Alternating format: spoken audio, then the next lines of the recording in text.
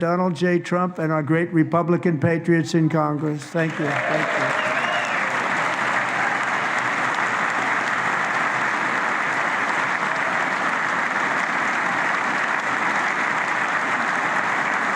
As we speak, Democrats in this chamber have cut off all funding for the Department of Homeland Security. It's all cut off. It's all cut off. They have instituted another Democrat shutdown, the first one costing us 2 points on GDP. 2 points we lost on GDP, which probably made them quite happy, actually. Now they have closed the agency responsible for protecting Americans from terrorists and murderers. Tonight I'm demanding the full and immediate restoration of all funding for the border security, Homeland Security of the United States, and also for helping people clean up their snow. We have no money because of the Democrats, and it would be nice. I'd love to give you a hand at cleaning it up, but you gave no money. Nobody's getting paid. It's a shame. So you have to think about it. We have, in case you didn't know, a pretty large snowstorm out there. One of the great things about the State of the Union is how it gives Americans the chance to see clearly what their representatives really believe. So tonight I'm inviting every legislator to join with my administration in reaffirming a fundamental principle. If you agree with this statement, then stand up and show your support. The first duty of the American government is to protect American citizens, not illegal aliens.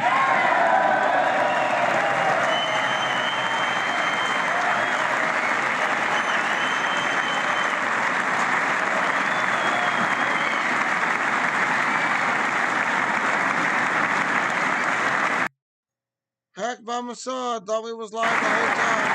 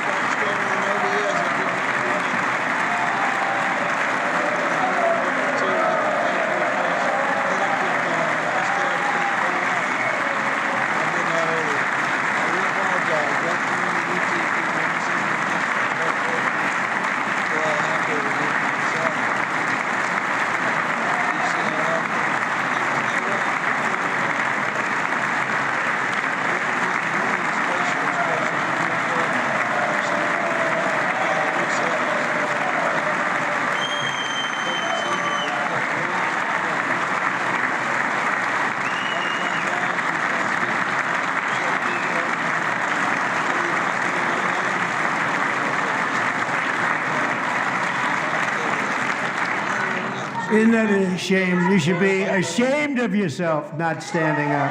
You should be ashamed of yourself. That is why I'm also asking you to end deadly sanctuary cities that protect the criminals and enact serious penalties for public officials who block the removal of criminal aliens. In many cases, drug lords, murderers all over our country, they're blocking the removal of these people out of our country, and you should be She's shouting. They're shouting at each other. Be ashamed of yourself. At the Capitol right now, wherever they're at, Capitol Hill. Rage voting at Capitol Hill.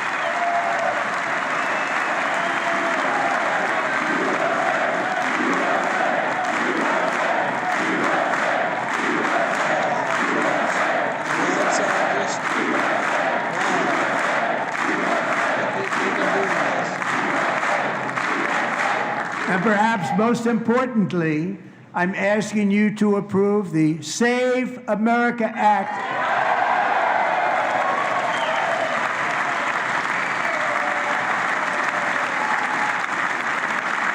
To stop illegal aliens and others Sign the who are full disclosure unpermitted act instead. persons from voting in our sacred American elections. That cheating is rampant in our elections. It's rampant. Tulsi Gabbard's It's very got that look simple. on her face. All voters You're not must fine. show voter ID. Yeah,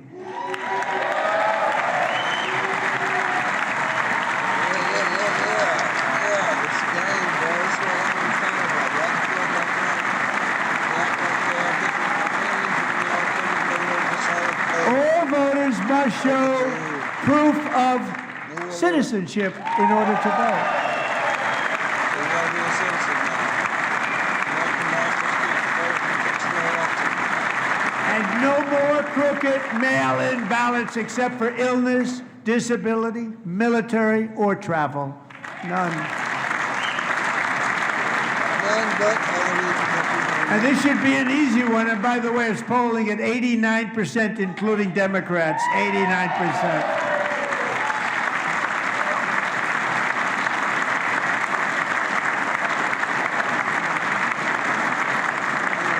And even the new communist mayor of New York City, I think he's a nice guy, actually.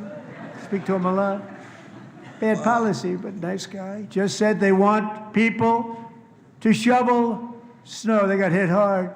Wants them to shovel snow, but if you apply for that job, you need to show 2 original forms of ID and a Social Security card. Yet they don't want identification for the greatest privilege of them all, voting in America. No, it's no no, good. you need ID and a social good. security card. Both Republicans and Democrats overwhelmingly agree on the policy that Makes us not have we rights. just enunciated.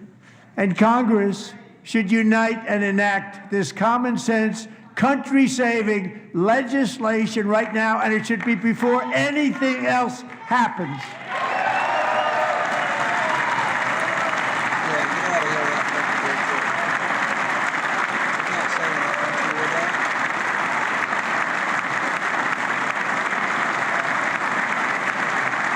Nobody's buying it, folks.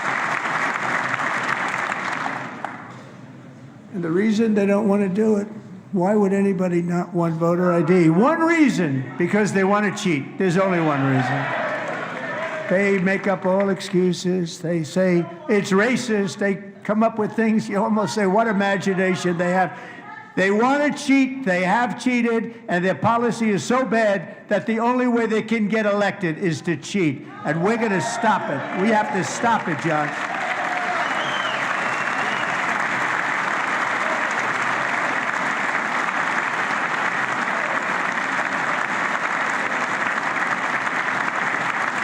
And here is one more opportunity to show common sense in government. In the gallery tonight are Sage Blair and her mother, Michelle. In 2021, Sage was 14 when school officials in Virginia sought to socially transition her to a new gender, treating her as a boy and hiding it from her parents. Hard to believe, isn't it? Before long, a confused Sage ran away from home after she was found in a horrific situation in Maryland. A left-wing judge refused to return Sage to her parents because they did not immediately state that their daughter was their son. Sage was thrown into an all-boys state home and suffered terribly for a long time. But today, all of that is behind them because Sage is a proud and wonderful young woman with a full-ride scholarship to Liberty University. Sage and Michelle, please stand up.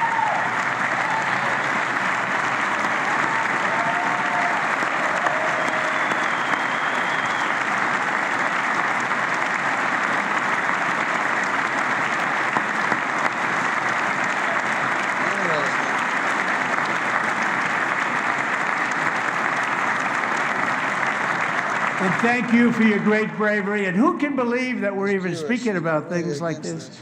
15 years ago, if somebody was up here and said that, they'd say, what's wrong with him? But now we have to say it because it's going on all over numerous states without even telling the parents.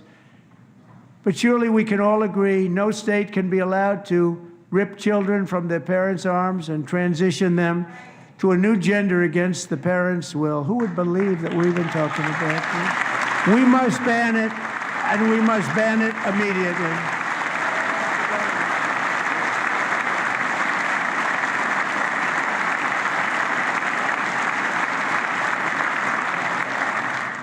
Look, nobody stands up. These people are crazy, I'm telling you. They're crazy.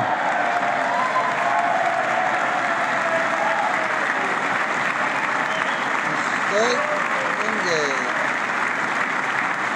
Amazing. Gentlemen. Boy, oh boy. We're lucky we have a country. With people like this, Democrats are destroying our country, but we've stopped it just in the nick of time, didn't we?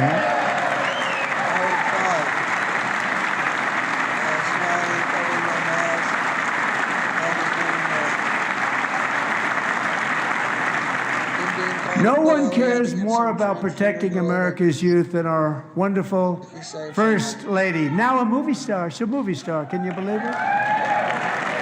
Who would have believed that? Over the past year, she has had an incredible impact championing AI legislation, advancing a landmark executive order on foster care, and helping secure $30 million to launch the Melania Trump Foster Youth to Independence Initiative. It's a tremendous, really a tremendous thing that happened and had a lot of bipartisan support.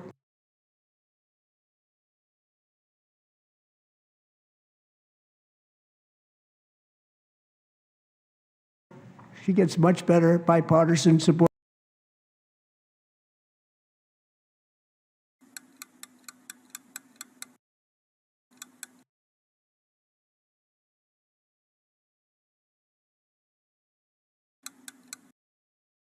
Thank you. I know how hard you worked on it. Thank you very much.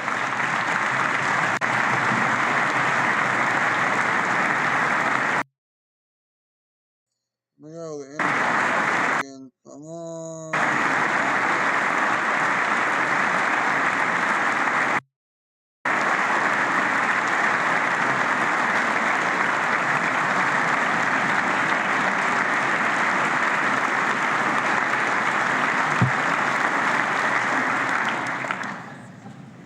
I'm very proud to say that during my time in office, both the first 4 years and in particular this last year, there has been a tremendous renewal in religion, faith, Christianity, and belief in God. Tremendous renewal.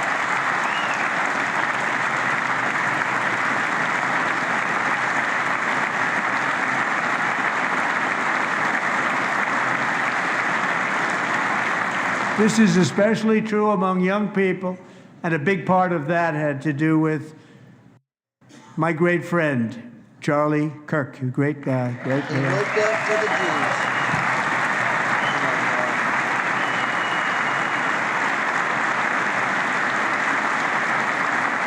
So last year, Charlie was violently murdered by an assassin and martyred, really martyred for his beliefs.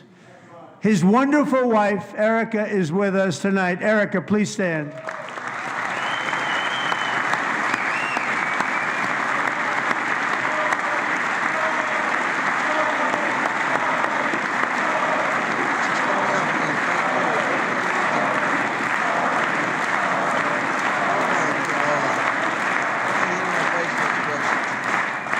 Thank you, Erica. Bro. Been through a lot. Yes, it was In our Charlie's understanding. memory, we must all come together to reaffirm that America is one nation under God, and we must totally reject political violence of any kind. Oh, God. Pay attention. Pay attention to what he's about to say. You got the appeal, Charlie Kirk. Come on, pay attention to what he's about to say. We love religion, and we love bringing it back, and it's coming back at levels that nobody actually thought possible. It's really a beautiful thing to see.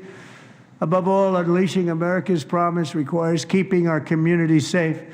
We have made incredible strides, yet dangerous repeat offenders continue to be released by pro-crime Democrat politicians again and again.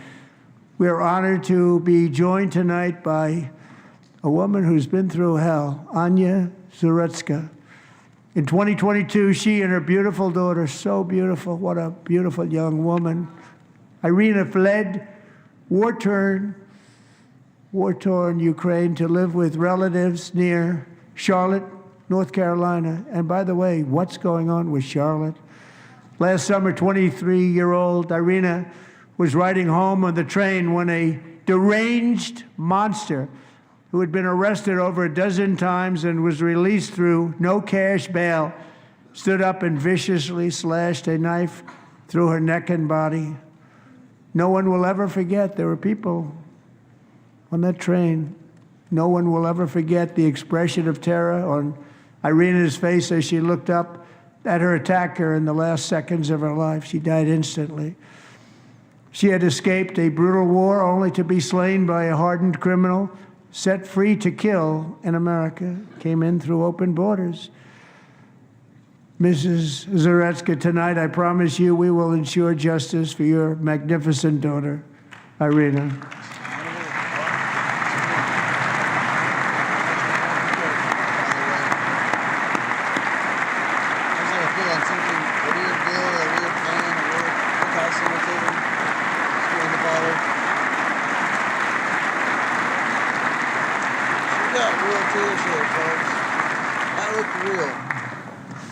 How do you not stand? How do you not stand? I'm asking this Congress to pass tough legislation to ensure that violent and dangerous repeat offenders are put behind bars, and importantly, that they stay there.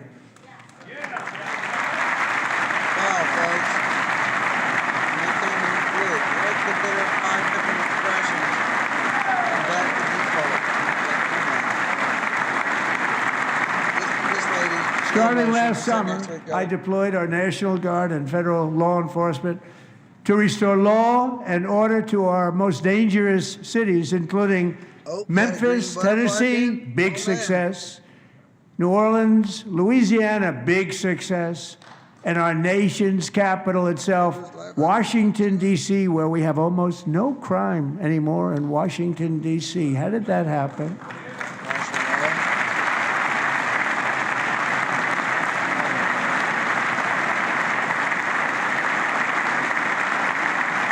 In fact, crime in Washington is now at the lowest level ever recorded, and murders in D.C. this January were down close to 100% from a year ago. Some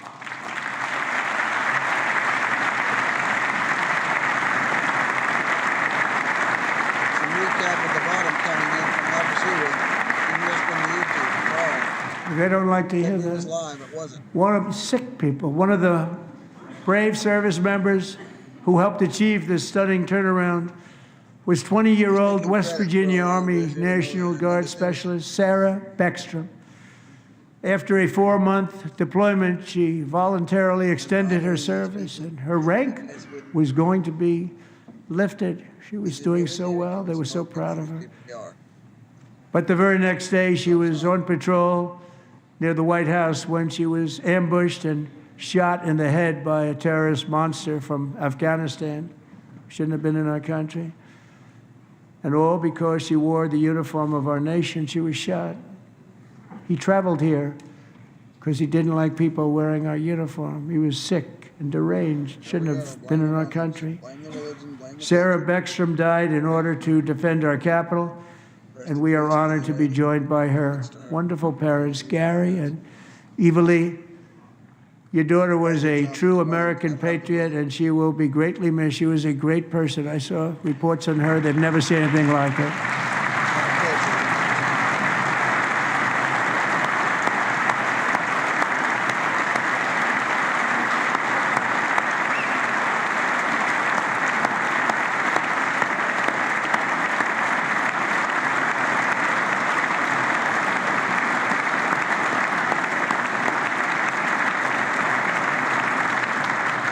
So sorry. Thank you very much. A great young lady. I saw reports that were like perfect. She was perfect. Serving alongside Sarah that day was Staff Sergeant Andrew Wolf. The terrorist shot Andrew in the head, and no one thought he could possibly make it. The two of them, Sarah and Andrew, both shot violently in the have head. to, Neither was expected to make it. They weren't even given a chance, except his wonderful mother, named Melody, who I spoke to the same night, and she was so positive. The doctors thought that Andrew was gone, but his mother said, no, no, Mr. President, Andrew will be fine. He's going to make it. I've never seen anything like it. I mean, he was given almost no chance. She said, I have no doubt, sir, he's going to be okay. This was a conversation that I had with her that night, with her son laying helplessly in bed, blood all over. Everybody is praying, she said, sir, he will be okay. The doctors didn't understand what she was saying. And after looking at the results of the damage done, neither did I. She was so strong and conclusive that even Andrew's great father felt she didn't really understand the gravity of the situation.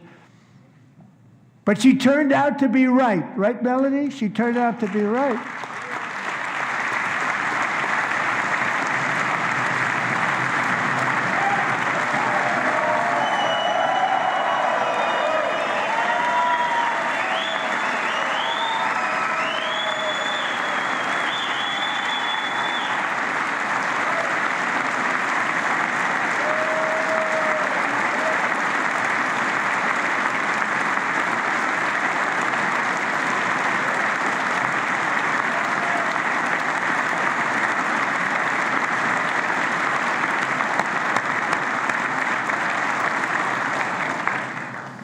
Amazing, actually. I said, where does this woman come from? She's the most positive person I've ever met. With God's help, Andrew has battled back from the edge of death, and we're talking about the edge of death, on his way to a miraculous recovery. He's got a little work to do, but he's doing great. Nice to see you. He's a good-looking guy.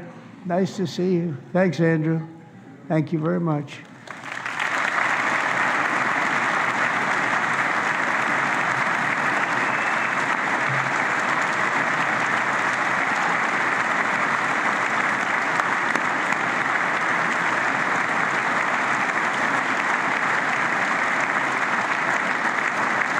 So, Andrew, while you're up, now I'm going to ask a highly respected General James Seward to present Staff Sergeant Andrew Wolf and the great family of Sarah Beckstrom with the award created by our late, great President George Washington himself. It's called the Purple Heart.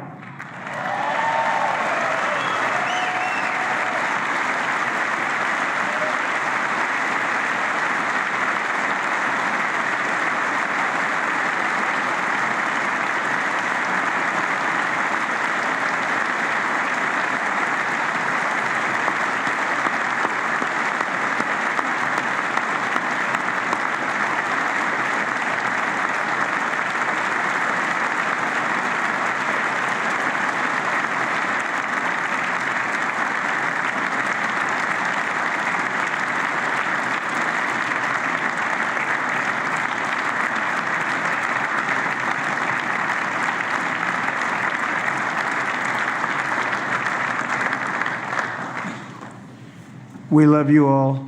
Love you. We're proudly restoring safety for Americans at home, and we are also restoring security for Americans abroad. Our country has never been stronger. In my first 10 months, I ended 8 wars, including Cambodia. Isn't it funny? Sick people. Cambodia and Thailand, Pakistan and India. Would have been a nuclear war. 35 million people, said the Prime Minister of Pakistan, would have died if it were not for my involvement. Kosovo and Serbia, Israel and Iran, Egypt and Ethiopia, Armenia and Azerbaijan, the Congo and Rwanda, and of course the war in Gaza, which proceeds at a very low level. It's just about there. And I want to thank Steve Witkoff and Jared Kushner for your help. Thank you, Steve. Thank you, Jared.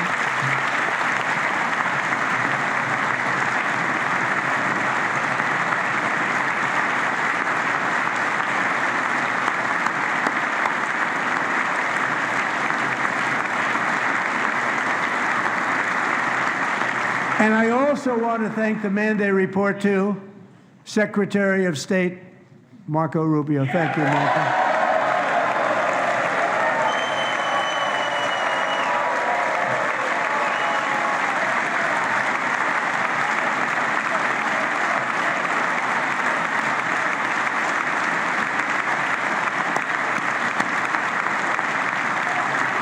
People like you. You know, Marco got 100% of the votes when he was in confirmation. I think our next one was about 54%. And some of the Democrats are now saying, I can't believe we approved that guy.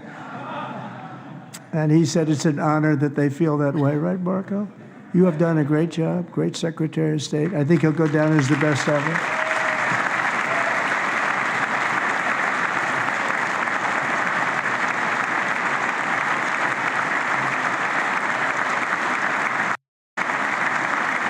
Under the has been returned home. Can you believe that?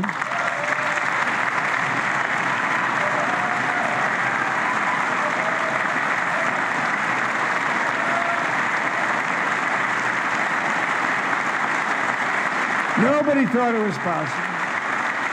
Nobody thought that was possible. Both living and dead. And those parents who had a dead son, their boy, they'd always tell me their boy, they wanted him as much as though he were living. That was an amazing period of time. And they came back, and when we got all of the living hostages back, and many, many before them, but I always said those last 20 are going to be very tough, but we got many, many more, hundreds. But I said those last 20 are going to be tough. We got them back. But we only got back 14 or 15 of the dead of the 28. And believe it or not, Hamas worked along with Israel, and they dug and they dug and they dug. It's a tough thing to do, going through bodies all over, passing up 100 bodies sometimes for each one that they found. Tough job. And they finally got it back to 27. And then Steve and Jared, they got it back to 28. They found all 28. Nobody thought that was possible, but we did it. And I remember the family of the 28th. They were so grieved, but they were so happy as it's possible to be. They had their boy back. The mother said, "Sir, we have our boy back." What a period of time that was, but we got them all back. So thank you both very much. Great job.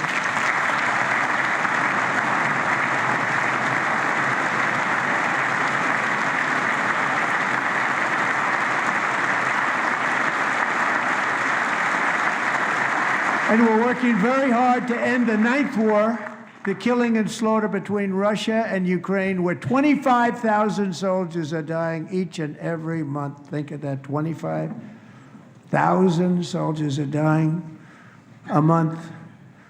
A war which would have never happened if I were president, would have never happened. As president, I will make peace wherever I can, but I will never hesitate to confront threats to America wherever we must.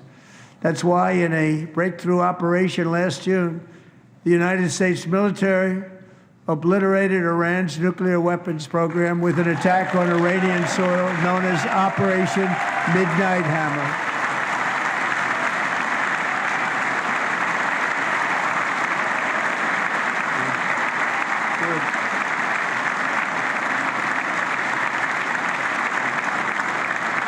For decades, it had been the policy of the United States never to allow Iran to obtain a nuclear weapon.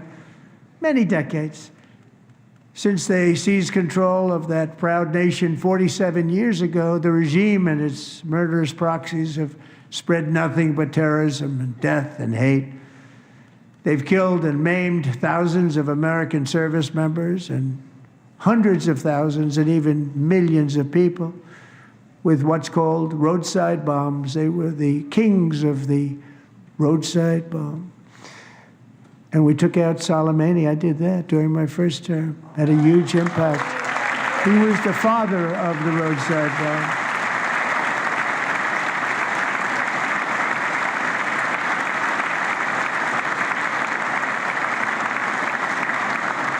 And just over the last couple of months with the protests, They've killed at least, it looks like, 32,000 protesters. 32,000 protesters in their own country. They shot them and hung them. We stopped them from hanging a lot of them with the threat of serious violence. But this is some terrible people. They've already developed missiles that can threaten Europe and our bases overseas, and they're working to build missiles that will soon reach the United States of America. After Midnight Hammer, they were warned to make no future attempts to rebuild their weapons program, and in particular, nuclear weapons. Yet they continue, starting it all over. We wiped it out, and they want to start all over again, and are at this moment again pursuing their sinister ambitions. We are in negotiations with them. They want to make a deal, but we haven't heard those secret words. We will never have a nuclear weapon. They have to have war for My their preference. identity to really exist, folks. You want peace, but these guys, that's their job, is war and bomb this and do that and do that and here. There'll never be peace. I mean, the Bible says, lots of peace. My there preference is war. to solve this problem through But there'll diplomacy. really be war. But one thing is certain, I will never allow the world's #1 sponsor of terror, which they are by far, It's to have you a and nuclear Israel, weapon. Can't damn let it. that happen. It's you and Israel. What the hell? See, look. Let me do this. Don't do this. Notice what that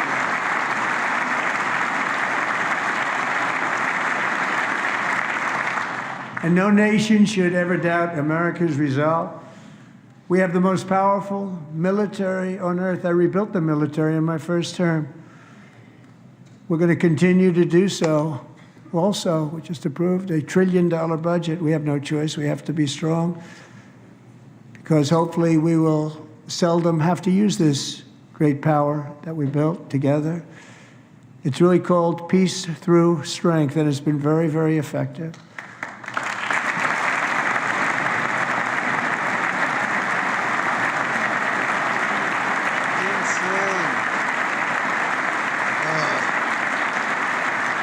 So thanks to Republicans Peace with in violence. Congress, we're investing that record number of dollars, have no choice, in the United States Armed Peace with violence, Forces. folks. Also creating a lot of jobs, but we're not even doing it for that reason.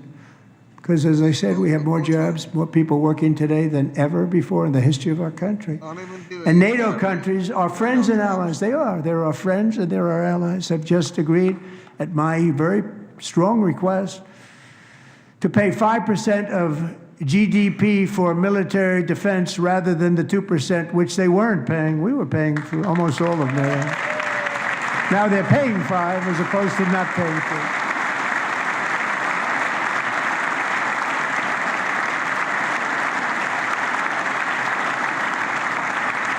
3. And getting that 5% was something which everyone said would never be done, could not happen. We got it really easily with one meeting.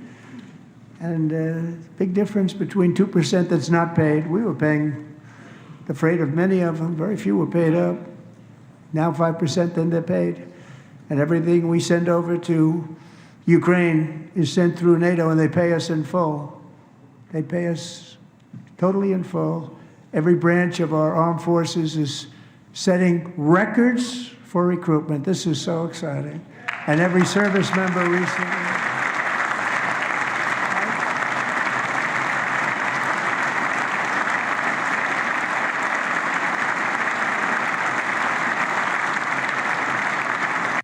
And every service member recently received a warrior dividend of $1,776.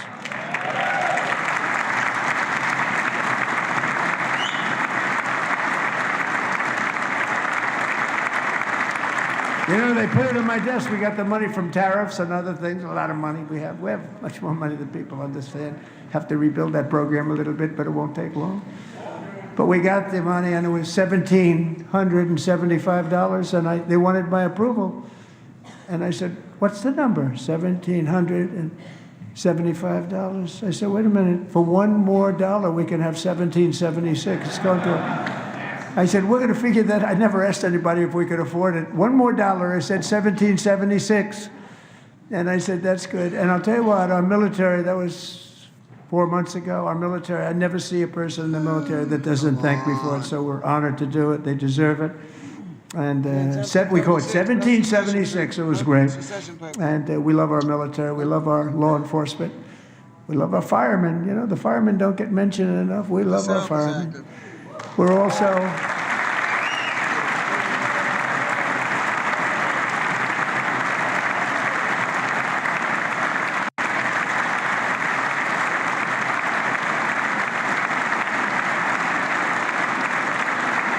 restoring American security and dominance in the Western Hemisphere, acting to secure our national interests and defend our country from violence, drugs, terrorism, and foreign interference. For years, large swaths of territory in our region, including large parts of Mexico, really large parts of Mexico, have been controlled by murderous drug cartels. That's why I designated these cartels as foreign terrorist organizations, and I declared illicit fentanyl as a weapon of mass destruction.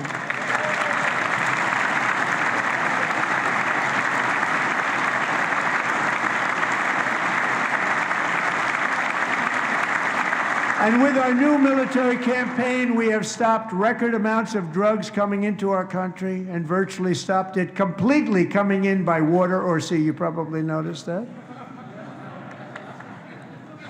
We very seriously damaged their fishing industry also. Nobody wants to go fishing anymore. We've also taken down one of the most sinister cartel kingpins of all. You saw that yesterday. In January,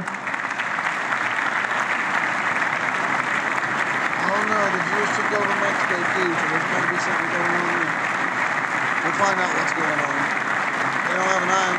The cartel doesn't have an eye in In January, elite American warriors carried out one of the most complex, spectacular feats of military competence and power in world history. No one's seen anything like it. Foreign leaders, I won't tell you who, called me and they said, very impressive, very impressive. They couldn't believe, they all watched, they saw what happened.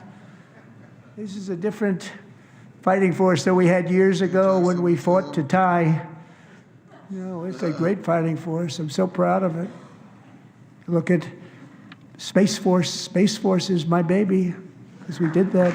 My baby is becoming so important.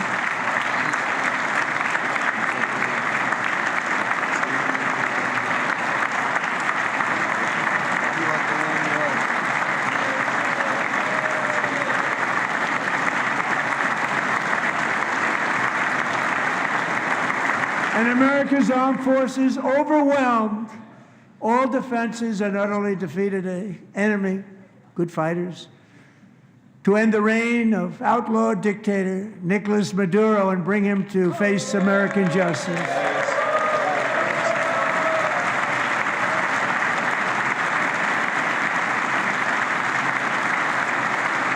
And this was an absolutely colossal victory for the security of the United States, and it also opens up a bright new beginning for the people of Venezuela.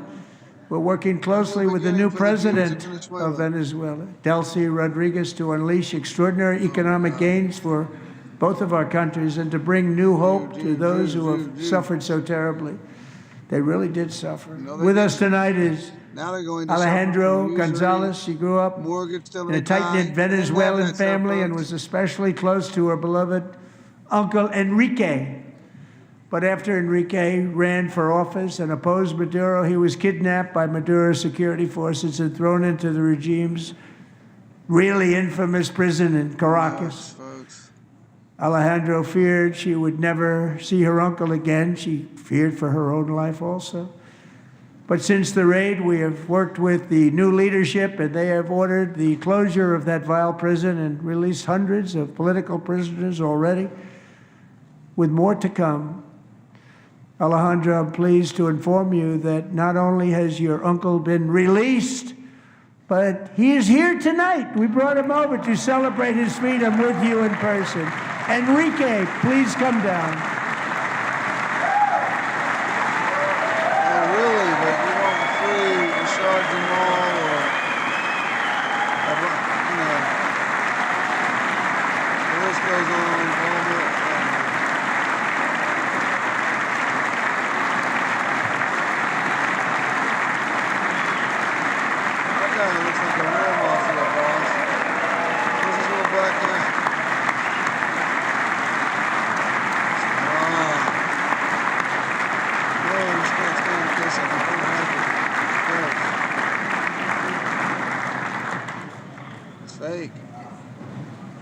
Thank you, Enrique. It's a Have a good display time. tonight. Nice to have you back, Give us some Enrique. like legitness. There were many Private, heroes on that that bullshit. January raid to Public capture facing Maduro. drives me Really nuts. great heroes. All right, It was y'all. very dangerous. They I'm knew not we were that coming. the best They were all Christian. set. Damn. But the deeds of one warrior that night will live forever Thought that in was the your eternal daughter, chronicles That's of a little weird. military valor. Chief Warrant Officer 5, Eric Slover, I don't mean no planned the disrespect mission for and what was the happened. Come on. flight lead in the cockpit of the first helicopter, We're dying here. a Jesus. big, I'm not making fun beautiful, of people. powerful I'm not making fun of nobody. helicopter. I'm going to be a It was a little like, massive what the hell's Chinook going on here? carrying, Criticize. as you can imagine, many, I'm not going to make many fun. American warfighters. Wearing the dog tags, his wife Amy had blessed with holy water before he left. She knew it was going to be a rough one. Holy Eric water. steered the Chinook under the cover of night and descended swiftly upon Maduro's heavily protected military fortress. This was a major It's the water out. military Not installation, Russia, holy water. protected by Baptized thousands of people. soldiers and guarded by Russian and Chinese military technology. How did that work out? Not too good. While preparing to land, enemy machine guns fired from every angle, and Eric was hit very badly in the leg and hip, one bullet after another. He absorbed 4 agonizing shots, shredding his leg into numerous pieces. I'm honoring And all yet, these despite people. the fact That's not really that the use state of his our legs union, was folks. vital to successful helicopter flight, Well, like I'm legs are the I'm most doing this important thing, part of flying a helicopter. To deliver the many commandos who would capture and detain Maduro was the only thing Eric was thinking about. Then, even as he was gushing blood, which was flowing back down the aisle, helicopter lands at a steep angle. The machine gun stood right in front of him. They were right in front of him, 2 machine gunners who escaped the wrath of the previous planes. Eric maneuvered his helicopter with all of those lives and souls to face the enemy and let his gunners eliminate the threat. Turned the helicopter around so the gunners could take care of business, saving the lives of his fellow warriors from what could have been a catastrophic crash deep in enemy territory. Only after safely landing the helicopter with all the warriors aboard in the exact right spot, which was vital to the mission. We probably would have had to maybe cancel the mission if that didn't happen. Eric told his co-pilot, also wounded, but not as gravely, to take over. I'm about ready to pass out.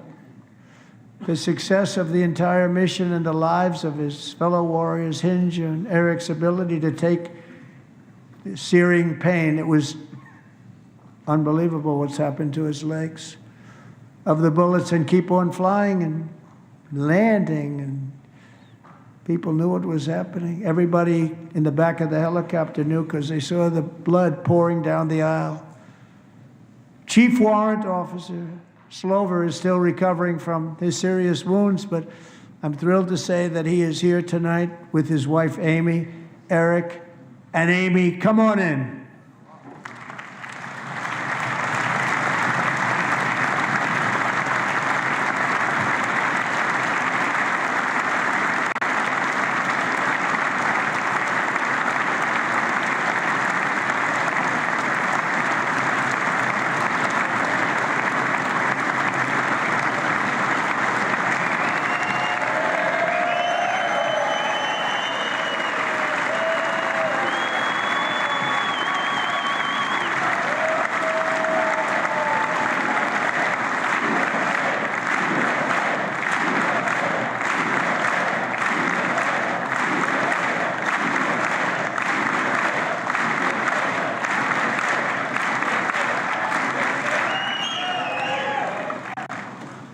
So we have a surprise for Eric and Amy. In recognition of Eric's actions above and beyond the call of duty, I would now like to ask General Jonathan Braga to present Chief Warrant Officer Slover with our nation's highest military award, the Congressional Medal of Honor.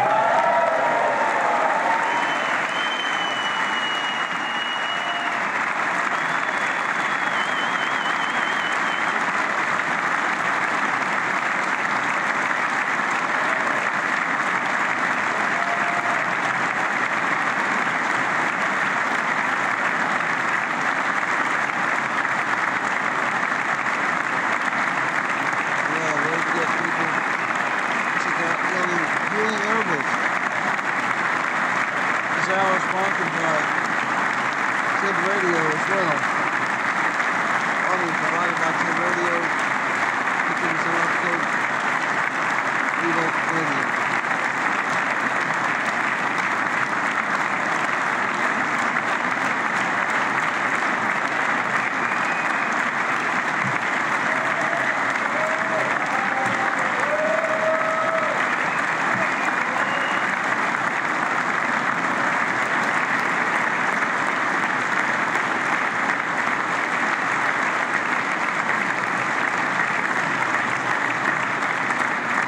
Well, thank you very much, Eric and Amy. Great to get to know you. I met with them and with a lot of their fellow warriors at Fort Bragg recently. You notice the name Fort Bragg, we have it back, we brought it back. We won the First World War with it, the Second World War with it, and then they decided to change the name. So we changed it back. I was born there. Everybody wanted to change North back Carolina. too. And 10 of Eric's fellow warriors from that incredible night of victory will also be receiving medals at a private ceremony that will soon be held at the White House. And Eric will be there. Thank you.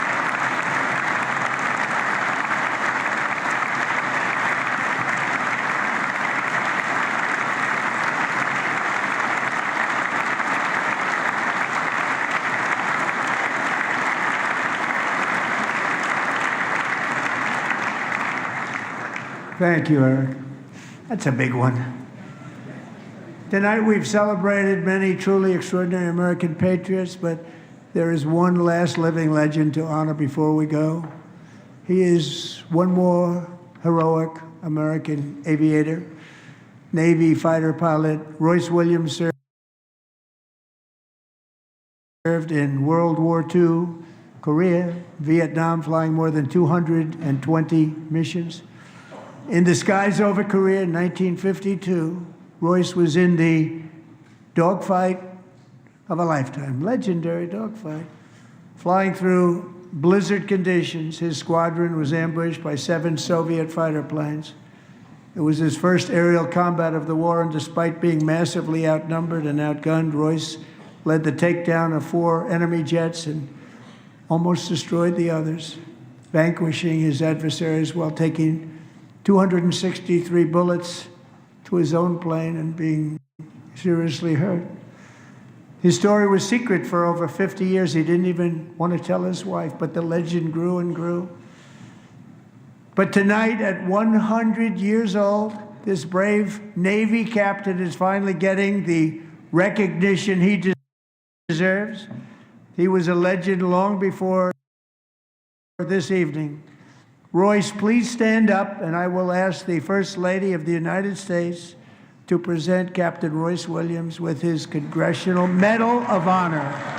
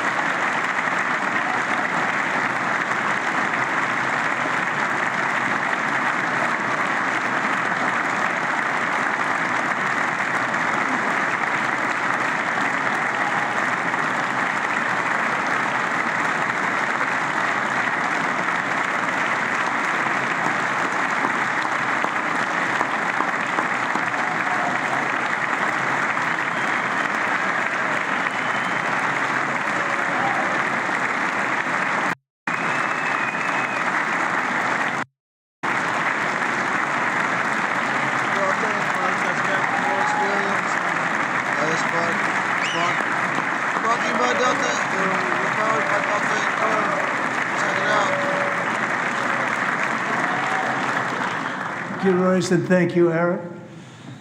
I've always wanted the Congressional Medal of Honor, but I was informed I'm not allowed to give it to myself, and I wouldn't know why I'd be taking it, but if they ever open up that law, I will be there with you someday. But you know, that's our highest honor, Congressional Medal of Honor, and that's a big thing, and it's an honor to be in the same room with you. Thank you both very much, Eric. Thank you. Give it to myself.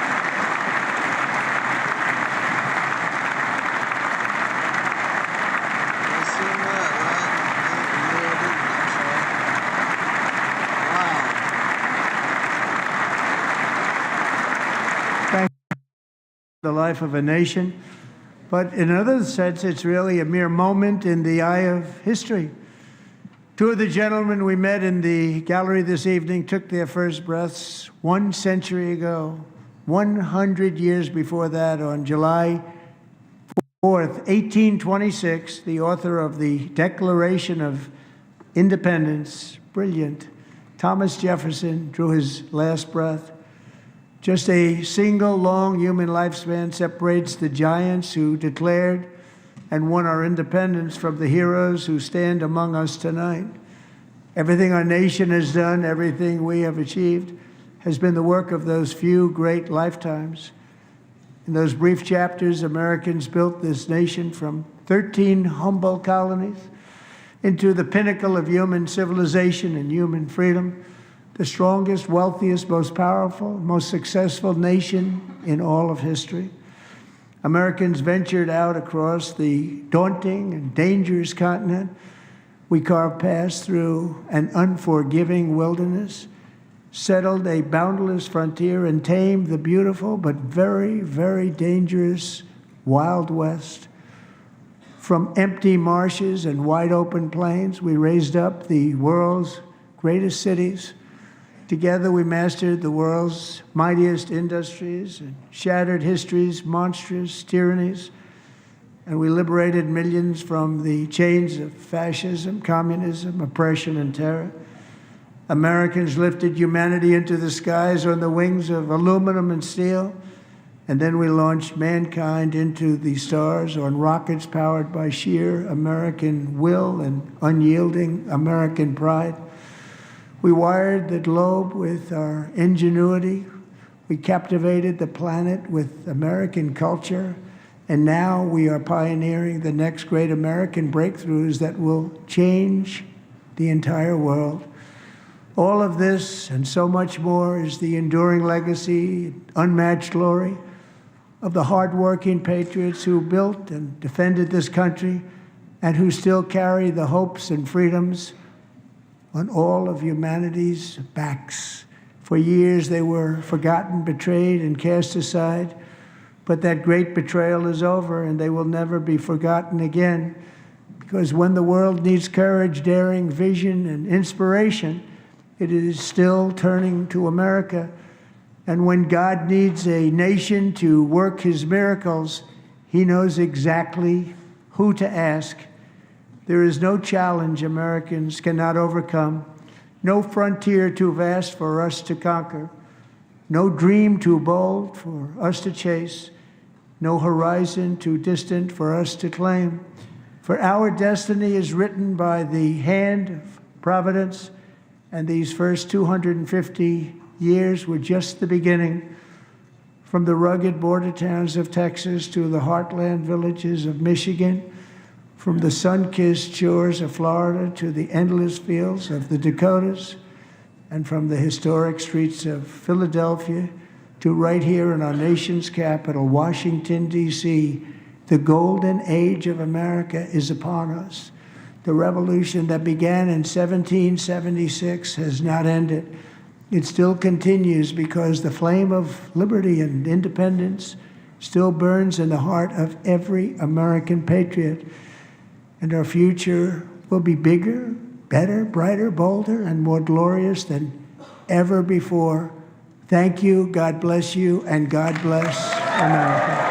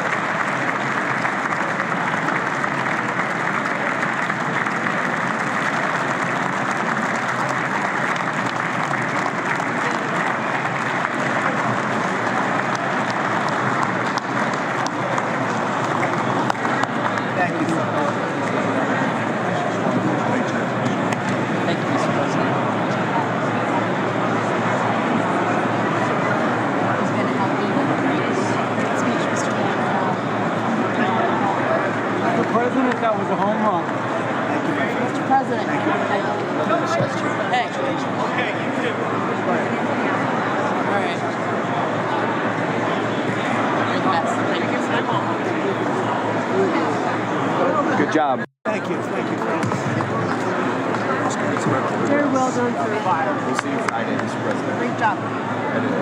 Oh, good. See you later. Thank you, Well Jim. done. God bless you. Great job. Good man. Thank you very much. Excellent speech, Mr. Thank you. President. I mean, excellent. Absolutely. Thank you. Mr. President. Best Mr. ever. President. Thank you. Best ever. Mr. President. Thank you. Where you going, man? God bless you.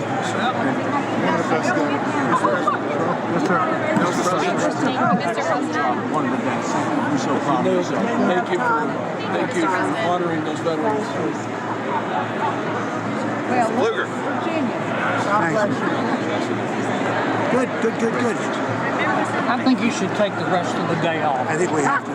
We're going to have to. Thank you. All right, guys. You killed it. Thank you, Virginia. great Best speech. speech with the president. Thank you very It much. was amazing. It really was. Home run. Really a grand slam. Grand slam. America loves you, boss. Thank you. It was amazing. America loves you. Oh, look at this guy. I like that guy. I want that tie. Give me that tie. Put your John initial, just an initial. All right, so I'm supposed to react to this, I guess. Thank you, boss. I like that tie.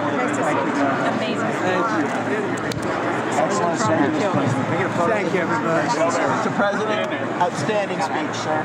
Mr. President. He's getting them all. He's right here for the She did president. good. They love the insider trading stuff. Great guy. How's he doing? He's a youngster. He fell asleep a couple times. You did amazing. You really did. Great speech. Proud of you. Great job, Mr. President. Thanks for your leadership. Mr. President, well done. God bless you. God bless you, sir. Thank you, fellas. No best speech yet. Thank He's a persuasive. you. That's a big statement coming from you guys. Great job. Great job. Yes, sir. Love the finish. Home run hitter. Great job. Thank you, everybody. Great job. Great. Thank you. Thank you, everybody. That was the best speech. No, thank you very much. You just speech I've ever heard. Really, the best ever? That's a nice coming from you. That's a big statement. It's also the longest. Phenomenal. Great job, Loved it. Adela. Congratulations, Also the Mr. President. longest Thank you. president. Thank you so much. Take care. Thank you very much. Still need to talk to you. Congratulations, Mr. President. Thank you. Mr. President. That's great. Great. Collusion of left and right.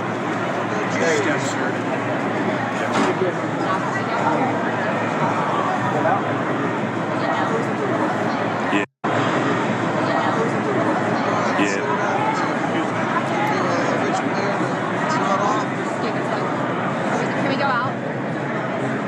The chair declares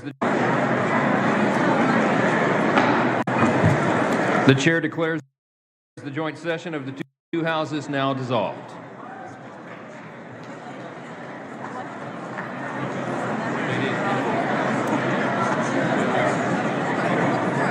Well, I guess we got to react. This is kind of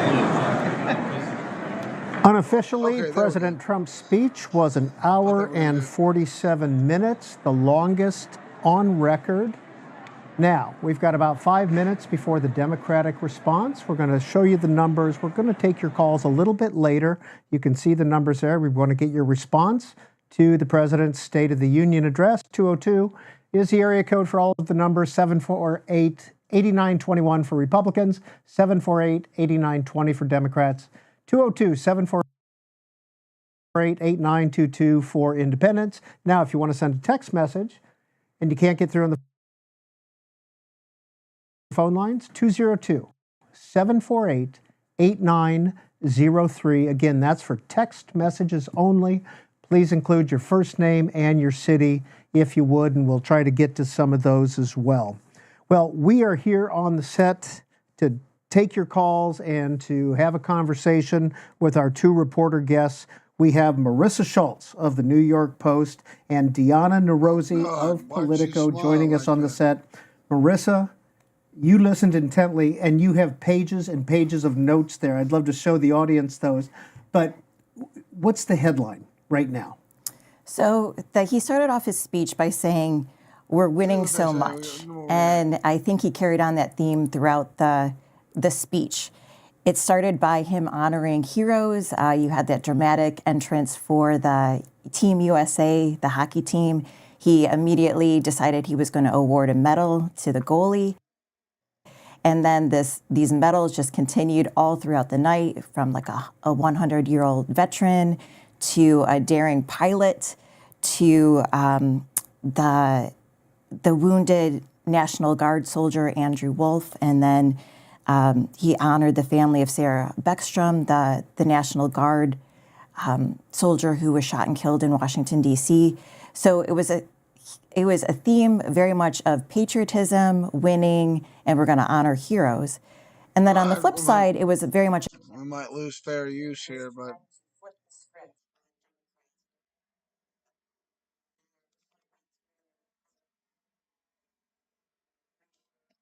See if we get more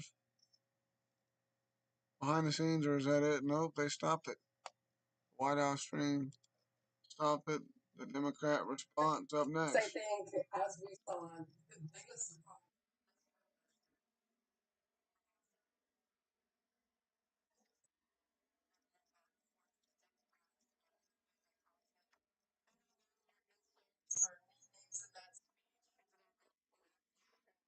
and everyone was wondering how he was going to handle that. He barely talked about the tariffs, and he barely talked about international things and really focused on domestic. So again, question mark, we'll see how this goes forward, but this may be his new approach to the midterms. Now, in less than a minute, Governor Abigail Spanberger of Virginia, just elected in November, will be giving the Democratic response from Williamsburg, Virginia. She'll have a small audience with her. We will bring that to you live, and so we might abruptly go because it's supposed to start in about 30 seconds, and we will bring that to you immediately. After that, though, we will be taking your calls. Now, if you've noticed, if you've been flipping through the C-SPAN channels, you've got us on C-SPAN. There's C-SPAN 2, which was just sights and sounds, no commentary, no conversation. And then on C-SPAN 3, we were showing some of the alternative State of the Unions that some of the Democrats were holding, one on the National Mall, one at the National Press Club. After the Democratic response, we will be here to take your calls and to hear from our two guests. Now, beginning now from Williamsburg, in just a second, you're going to hear Abigail Spanberger, former CIA agent, former member of Congress, just elected to the governorship of Virginia, first woman governor.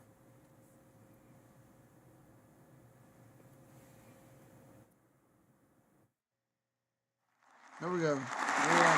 Good evening. Good evening and welcome to historic Williamsburg. We are gathered here in the chambers of the House of Burgesses. In 1705, the people of the Virginia colony gathered here to take on the extraordinary task of governing themselves. Before there was a Declaration of Independence, a Constitution, or a Bill of Rights, there were people in this room. The people who served here ultimately dreamed of what a new nation, unlike anything the world had ever seen, could be. The United States was founded on the idea that ordinary people could reject the unacceptable excesses of poor leadership, band together to demand better of their government, and create a nation that would be an example for the world. And this year, as we celebrate 250 years since America declared our independence from tyranny, I can think of no better place to speak to you as we reflect on the current state of our union. Tonight, as we watched our nation's lawmakers gather for a joint session of Congress, we did not hear the truth from our president. So let's speak plainly and honestly. And let me ask you, the American people watching at home, 3 questions. Is the president working to make life more affordable for you and your family? Neither side is the president working to keep Americans safe both at home and abroad? No side is the president working for you? You're not either. As I campaigned for governor last year, I traveled to every corner of Virginia, And I heard the same pressing concern everywhere. Costs are too high in housing, healthcare, energy, and childcare. And I know these same conversations are being had all across this country. Because since this president took office last year, his reckless trade policies have forced American families to pay more than $1,700 each in tariff costs. Small businesses have suffered, farmers have suffered, some losing entire markets. Everyday Americans are paying the price. And even though the Supreme Court struck these tariffs down 4 days ago, the damage to us, the American people, has already been done. Meanwhile, the president is planning for new tariffs, another massive tax hike on you and your family. And Republicans in Congress, they remain unwilling to assert their constitutional authority to stop him. They're making your life harder. They're making your life more expensive. They're even making it more difficult to see a doctor. Rural health clinics in Virginia and across the country are already closing their doors thanks to the so-called One Big Beautiful Bill, championed by the president and Republicans in Congress. And tonight, the president celebrated this law, the one threatening rural hospitals, stripping health care from millions of Americans and driving up costs in energy and housing, all while cutting food programs for hungry kids. But here in Virginia, I am working with our state legislature to lower costs and make the Commonwealth more affordable. And it's not just me.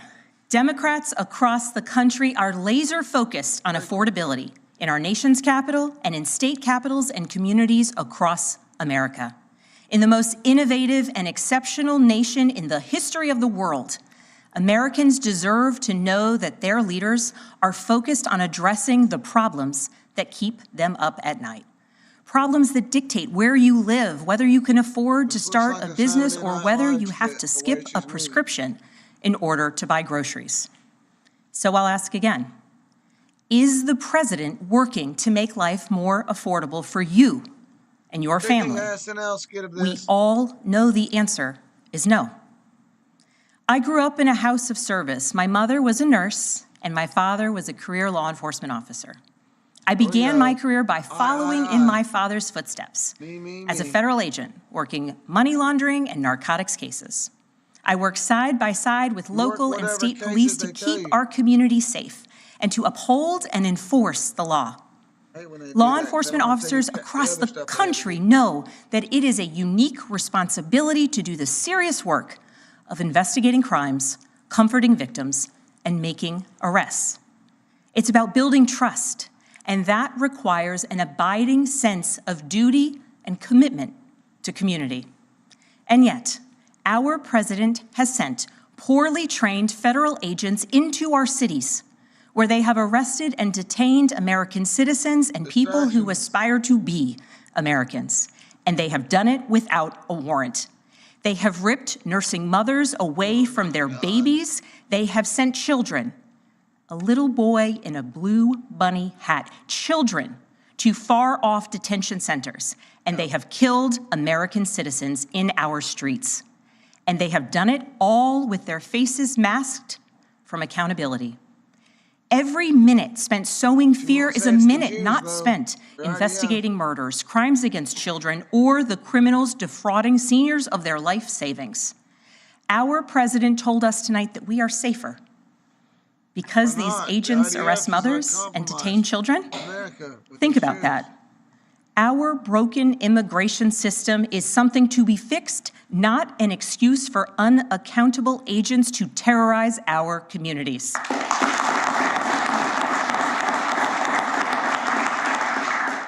After working in law enforcement, I continued my career of service as a CIA officer, working undercover to protect the United States and our allies from global threats, terrorism, nuclear weapons, and the aggression of adversarial nations around the globe.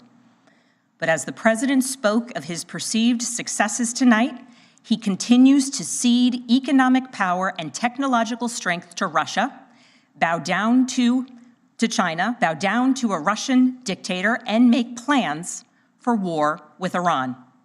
Here's the truth. Over the last year, through DOGE, mass firings, and the appointment of deeply unserious people to our nation's most serious positions, our president has endangered the long and storied history of the United States of America being a force for good. So I'll ask again, is the president working to keep Americans safe, both at home and abroad? We all know the answer is no. In his speech tonight, the president did what he always does. He lied, he scapegoated, and he distracted. And he offered no real solutions to our nation's pressing challenges, so many of which he is actively making worse. He tries to divide us. He tries to enrage us, to pit us against one another, neighbor against neighbor. And sometimes he succeeds. And so you have to ask, who benefits from his rhetoric, his policies, his actions, the short list of laws he's pushed through this Republican Congress? Somebody must be benefiting. He's enriching himself, his family, his friends. The scale of the corruption is unprecedented. There's the cover-up of the Epstein files, the crypto scams, cozying up to foreign princes for airplanes and billionaires for ballrooms, putting his name and face on buildings all over our nation's capital. This is not what our founders envisioned, not by a long shot.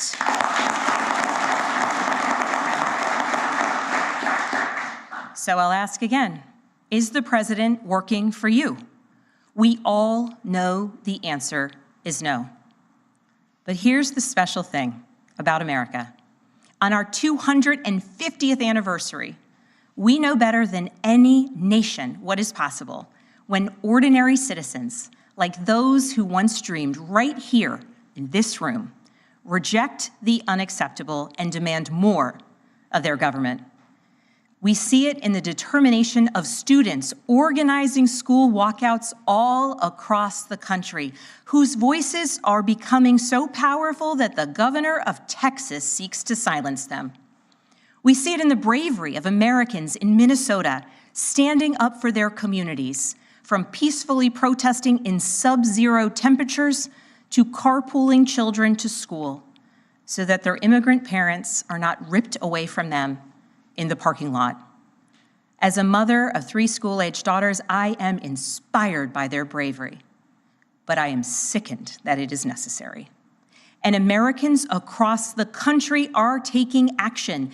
They are going to the ballot box to reject this chaos. With their votes, they are writing a new story, a more hopeful story. In November, I won my election by 15 points.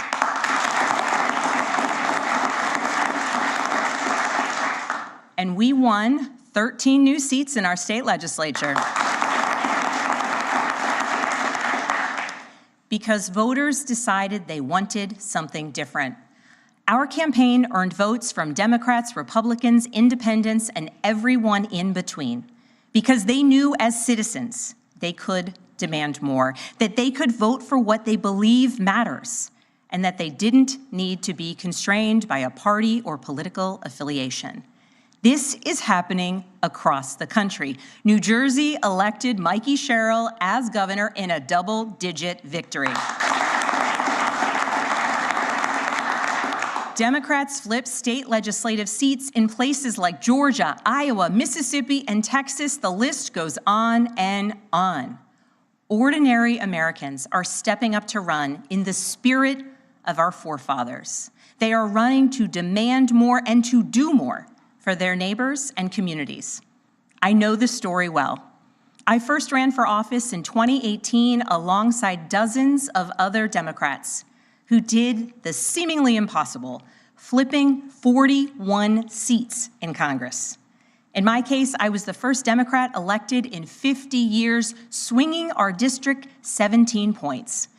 Those who are stepping up now to run will win in November, because Americans, you at home, know you can demand more. and that we are working to lower costs. We are working to keep our communities and our country safe, and we are working for you.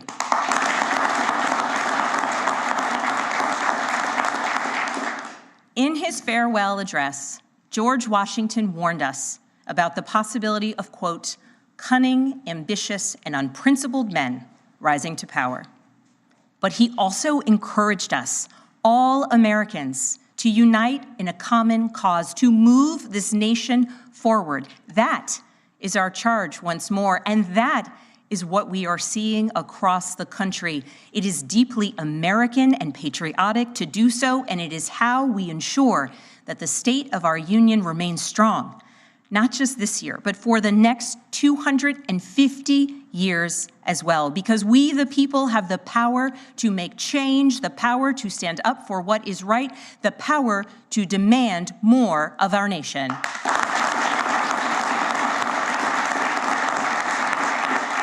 May God bless the Commonwealth of Virginia, and may God bless the United States of America.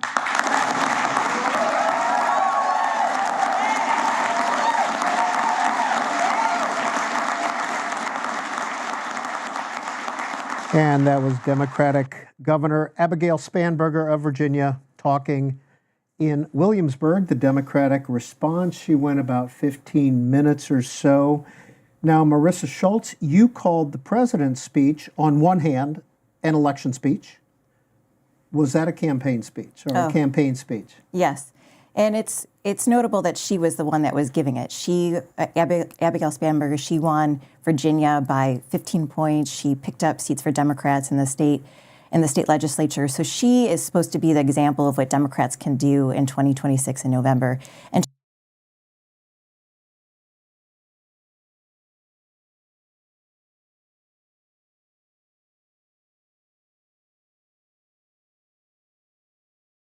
Well, if that went off, let's see, Buy American on the website. Well,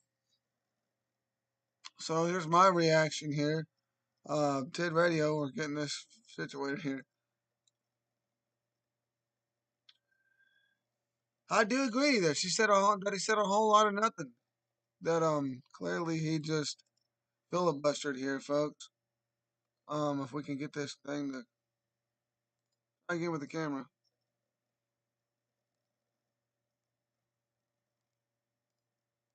One last time, deactivate. Activate.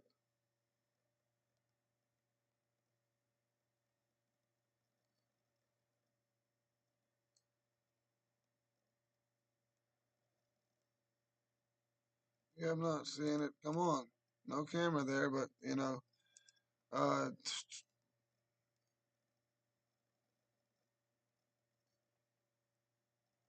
what just happened to that guy?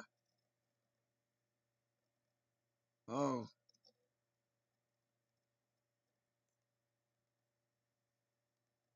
that's what it is.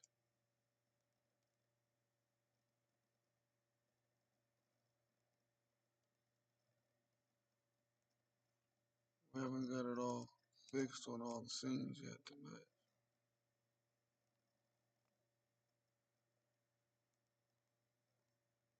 Well,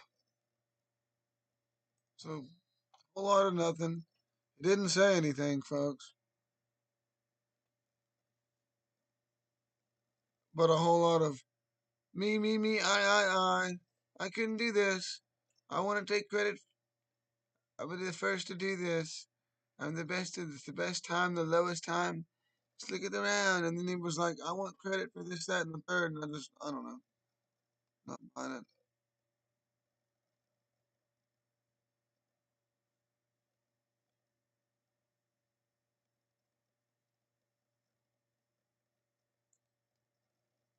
I'll move that over. And then, he gets all this emotional stuff before he gets into the thing that I think we need to investigate what he's saying there at the end. But, he gets into the emotional appeal. No offense to these people. But it's like, man, you brought somebody that was assaulted, or whatever, yet you're on the Epstein list. So we know in reality it's virtue signaling and appealing that, you know, like you care about stuff like that, but you don't want nothing to do with the files.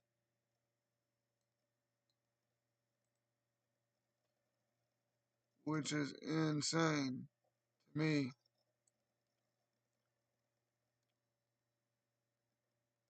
Right? Well, damn it. Well, I guess we could.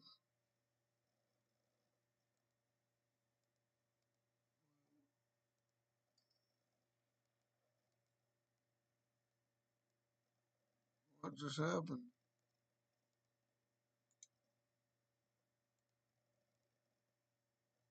So yeah, interesting to see how that works.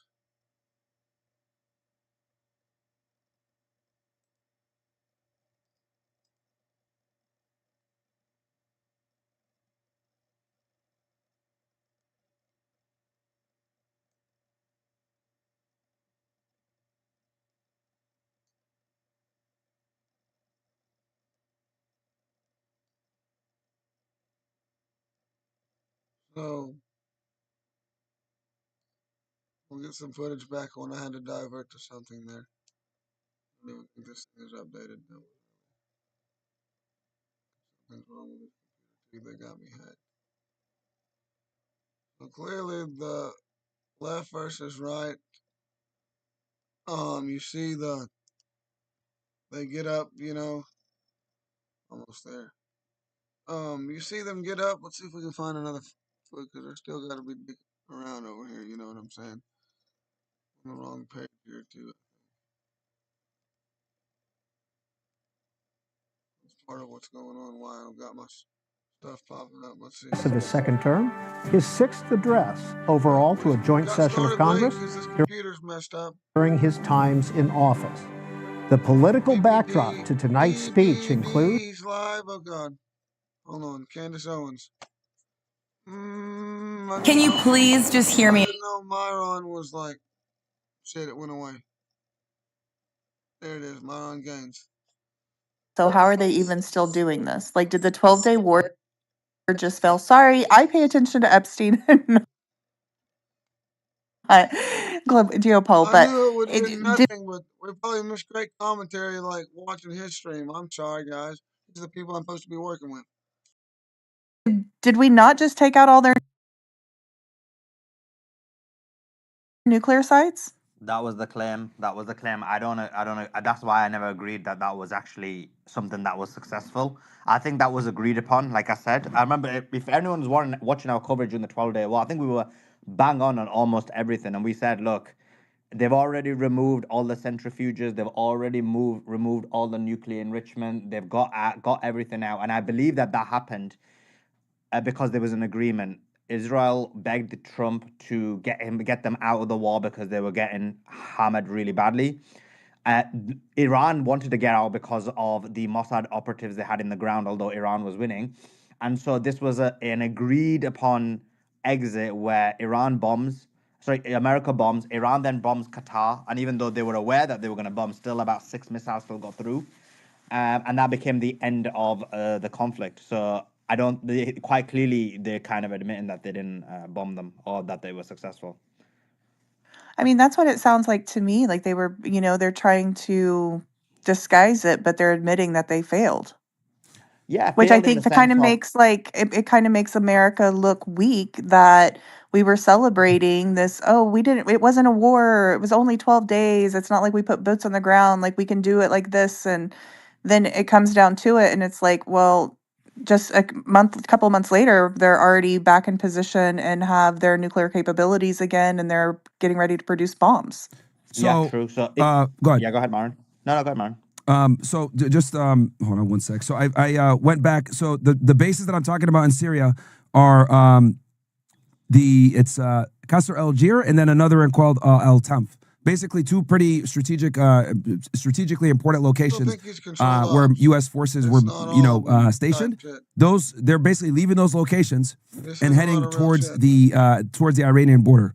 So they are potentially moving what could be boots on the ground closer to the Iranian border. And the mainstream media hasn't reported that really. They kind of quietly moved those people out of the region. Now, I know some people might counter and say, well, Myron, they're moving them out of there because the Iranians can strike any of the bases in the region. True, but two things can be true at the same time. So I think, yes, they're moving them from harm's way because it's kind of spread out and they're sitting ducks over there. But I also think at the same time, moving them closer towards the Iranian border with Kurdish-backed militia groups also as a sign of a potential, maybe we might get a boots on the ground situation. Because I think Trump and his planners understand that if you actually want to effectuate this regime change, there's no way around it. You can't just, bomb them to hell and think it's going to be good. You're going to need boots on the ground, which that's another nightmare scenario. Now, to go back to what Noxie was saying with the 12-day war, and we called this back in June.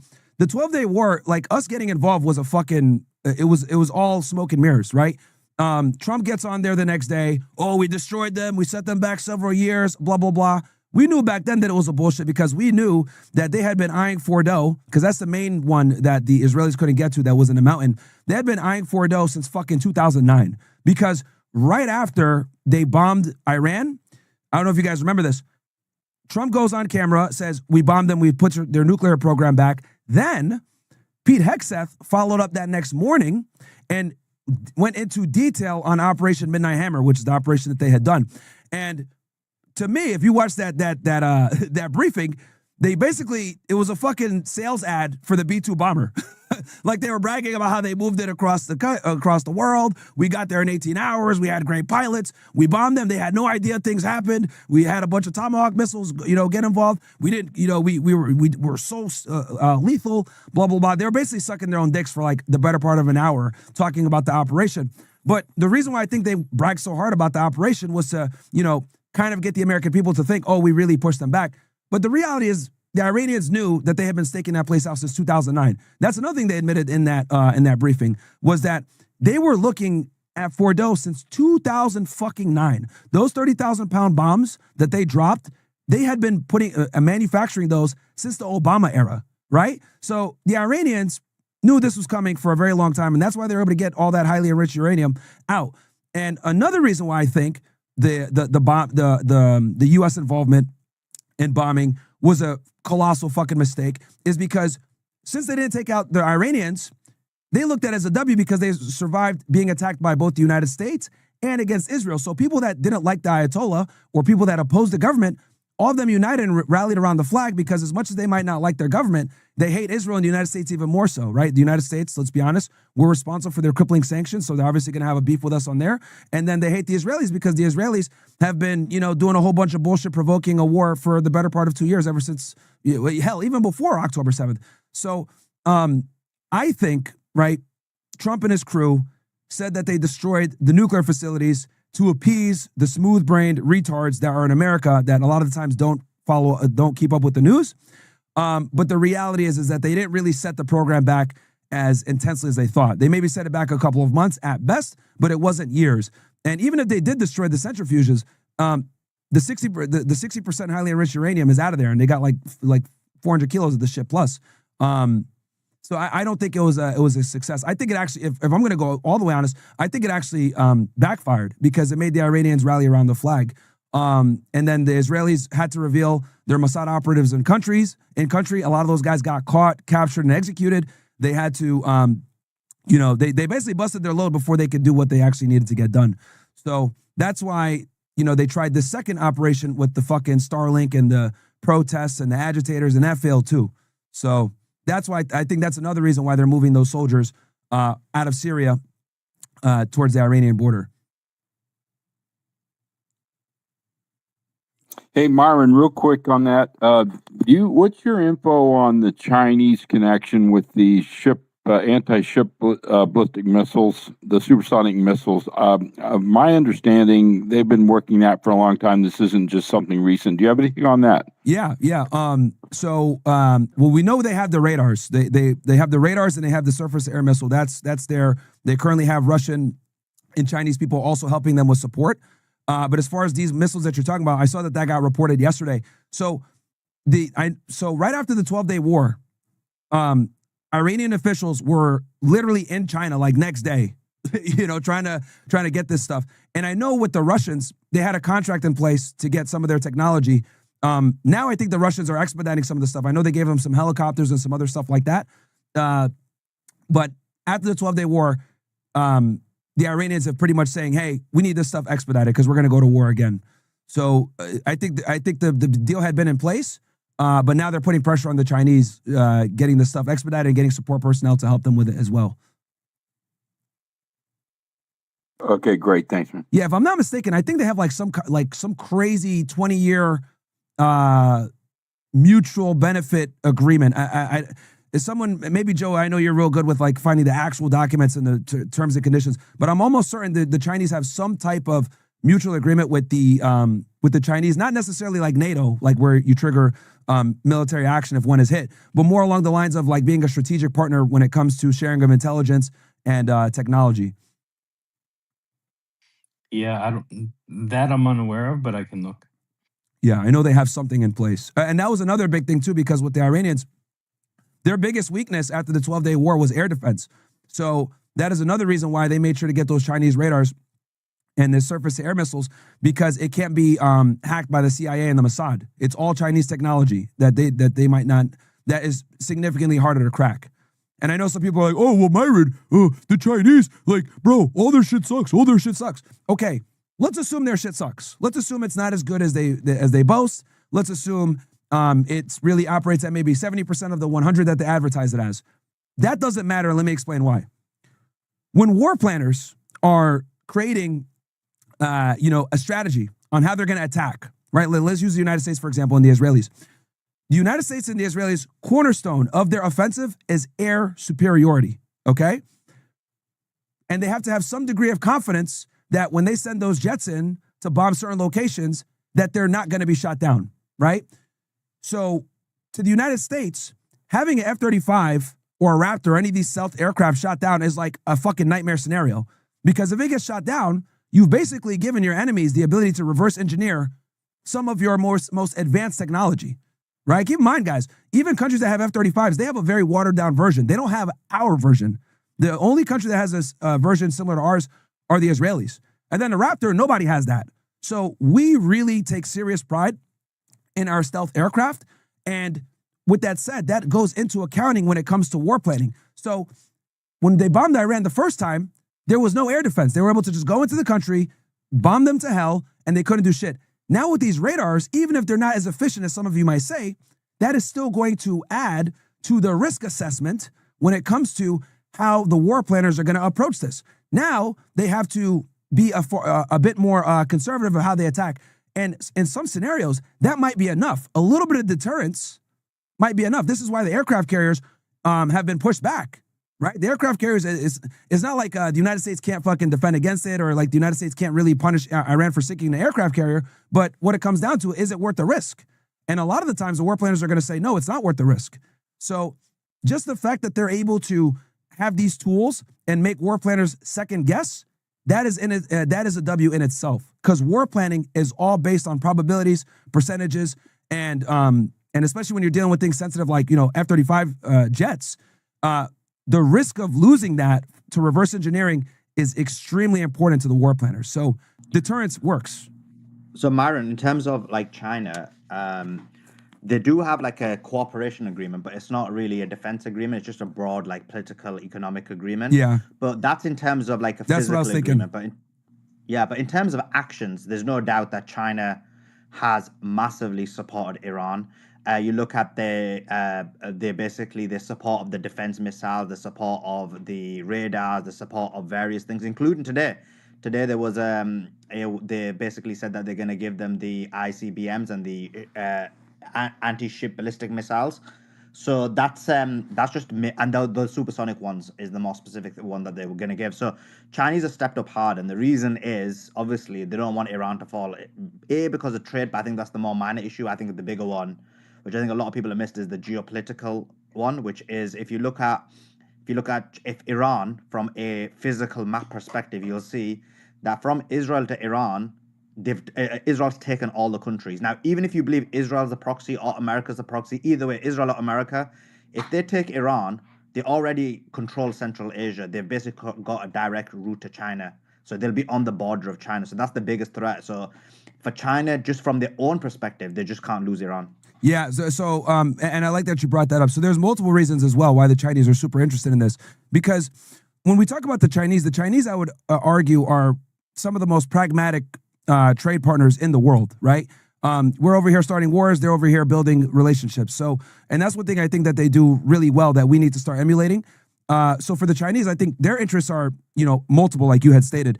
Number one, the Strait of Hormuz is there. A significant amount of oil, the world's oil, about 20 to 30% goes through that strait. The Chinese absorb a large portion of the oil that comes through there. So obviously they're going to have an interest there. Second, this is an opportunity for the Chinese to test their weapons and equipment against the United States, right?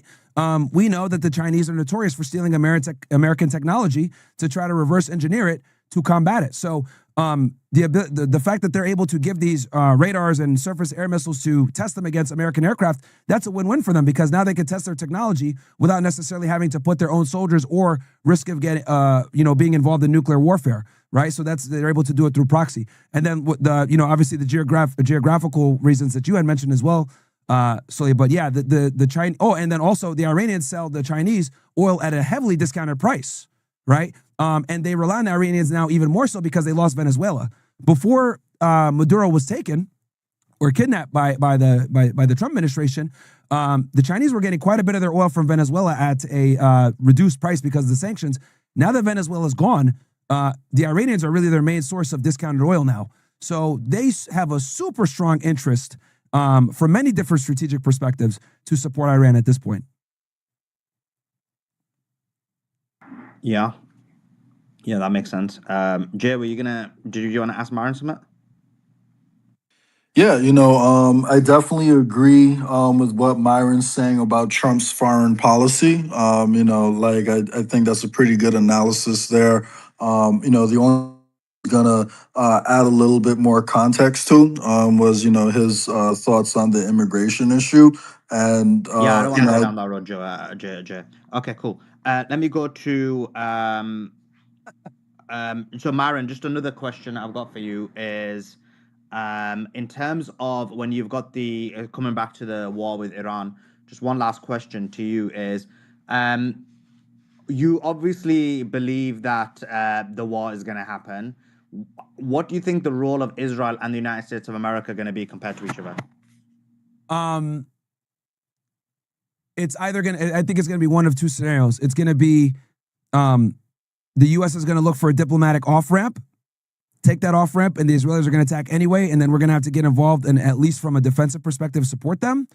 Or Trump is going to keep the ball in his court, try to do a limited strike, try to avoid a regional conflict after the fact, and go from there. But the Iranians have already warned that even if Trump does a limited strike, everything is fair game for them, and that is what has the war planners and Trump very concerned with doing a strike. This is not going to be like the 12-day war where they just come in and bomb the nuclear facilities and they're able to walk away from it. This time it's going to be, all right, you guys are coming at us from an existential perspective.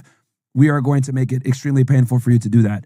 Because I think at this point, the Iranians know that this is a do or die situation. So they can't hold back if the United States hits them. This time around, at least.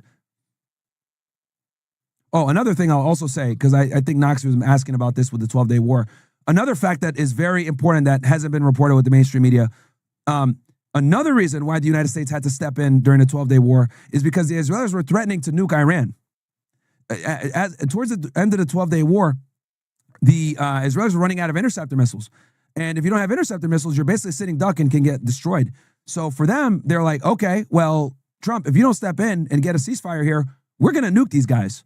And that's another thing that was, pressing on Trump to get involved and bomb these nuclear facilities because the Israelis had essentially done a nuclear blackmail. So that also weighed heavily into why we got involved. And this has been confirmed from many reputable sources. Yeah, that was said by a number of people, including John Kirikou and and he's ex-CIA, I believe. So quite a few people said that. And when you do the numbers, when you do the math, it makes sense because, but like, remember, all of us were baffled. Like, remember when Trump bombed Porto? We're like, what the fuck? I was outraged. You know, a whole bunch of people came out and said, this is bullshit. We didn't vote for this, blah, blah, blah. And in my head, I was like, why the fuck did he do that? This is like completely against what his base wants. But now, months later, when that detail got revealed, then it made sense why he had to get involved. Well, yeah, 100%. He had to get involved for that reason. As you quite accurately stated, they were running out of defense missiles. They'd run out of THAADs, the David Sling arrows. None of them were working, or they were working not to the manner that they need. Since then, they've replenished, but they've not replenished enough, in my view, to get to the situation that they are. And that's why the Gerald Ford, if you look at it, it's gone. So then this is a question I'm going to ask you. Actually, I was going to ask you in the interview, but I'll ask you here, then I'll ask you there as well. If you look at the Gerald Ford, which is the second carrier, it's now moved and it's gone exactly where I predicted that it was not going to go to Iran. It was not going to go to the Persian Gulf. It was going to go to Israel to defend Israel. And that's exactly where it's gone. So I guess my question to you is... Yeah, good point. My question to you is that why is it that the Americans are accepting the fact that one of their two carriers has instead gone to Israel to defend Israel against bombs from Iran or Lebanon? And because I've got sources that say that Hezbollah is also going to attack. Why has it gone there as opposed to defend and have a two modes of attack on in Iran, and therefore defend the other American carrier and the other American military, artillery? That's a fantastic question, and my wheels were turning as you were asking a question, because that's a good observation. This is why I think they're doing that. From a military strategic perspective, the Iranians can't really hurt the United States, right? So since, like domestically, of course they can hurt the United States. But I would argue that attacking Israel, right, might be the smarter strategy to get the United States to kind of back off, right? Because we know that it's inevitable that if they launch an attack, even if the U.S. does it, the Iranians are going to go ahead and make sure that they shoot a whole bunch of missiles into Israel. And for those that don't know, the reason why, Israel isn't able to shoot down all these different missiles is because the Iranians are smart. They shoot hundreds of missiles at the same time. And, they shoot the bullshit first. Once that gets intercepted, then they start shooting the more dangerous stuff to get around the air defense. And the Israelis know this, and that's why they're so worried about their ballistic missile program. And that's why the Ford is stationed there to help them. Also, another X factor that you mentioned was Hezbollah. Hezbollah, we know, is going to shoot rockets from the north. The Houthis are going to shoot rockets from the south. And then you got the Iranians raining missiles down from them from the east. It's going to be very difficult. That's why, I don't know if you saw this, Suleiman, but Netanyahu gave an address that said, if the Iranians attack us, or excuse me, if Hezbollah attacks us or the Iranians, we are going to destroy them. And then I think some news came out today where the Israeli government told the Lebanese government that if Hezbollah shoots rockets into Israel, Israel's going to respond by attacking civilian structure. Now, this puts the Lebanese government in a very difficult place because technically Hezbollah doesn't answer to the Lebanese government. So in other words, the Lebanese government is going to be holding the fucking bag, or they're going to get stuck with the bag of having to deal with the consequences of Hezbollah shooting these rockets in. And for months, the Lebanese government has been trying to disarm Hezbollah, which Hezbollah says, fuck no, we're not disarming. So I think from the Israeli perspective, they know that once this war starts, rockets are going to come from the north. And they're trying to, tell the formal Lebanese government that even though Hezbollah isn't under your authority, wink, wink, we're still going to bomb you as if they are, to try to deter them.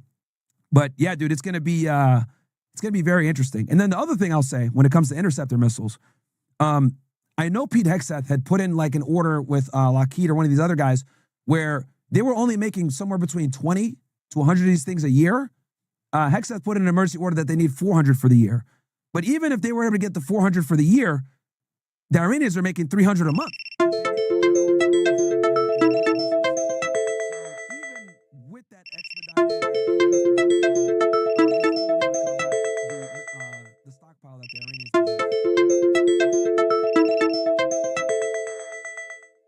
Yeah, and that was one of the points that General King made that came out that was leaked. We do not have the assets, in other words, the inventory. And then Trump squashed it. I'm glad you mentioned King. Yeah, so another thing also